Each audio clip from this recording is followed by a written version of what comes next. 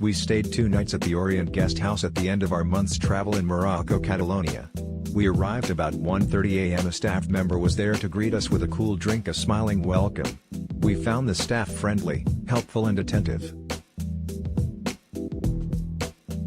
Bed was harder than expected and the pillows were not soft, but we still got great sleep.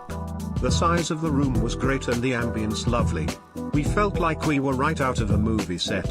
The Wi-Fi in room was non-existent, but in the courtyard it was fine. The staff were very friendly and helpful. The breakfast was superb and the location is central to the feel of old Dubai. We were able to walk to the museums and heritage area. It is also walking distance to the old souk and Dubai Museum. Breakfast was prepared cheaply and not nice. Croissants were rock solid. The coffee was cheap and whole jug of tea only had 3 tea bags. When asked if we could get a better coffee, which they had, the staff replied we have to pay for it, although we paid for the breakfast separately. All the walls of the room 09 having crack marks. The AC of the room was in damaged condition and was hanged in a position that when you will sleep on the bed it is at the top of your head, that can be fall any time on your head as the outer body was damaged.